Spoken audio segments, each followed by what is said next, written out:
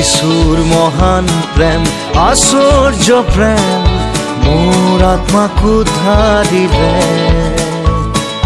মই এজন পাপী বেয়া মানুহ, শেষত যিশুৱে মোক ল'লে।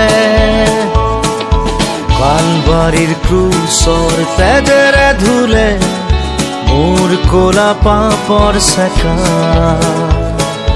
নতুন জীৱন মই যিশুত পালো, অনন্ত জীৱনৰ ভাগী হলো। এতিয়া বুজিছো, বিশ্বাস কৰিছো আৰু জানিছো যিশু জীৱিত আছে।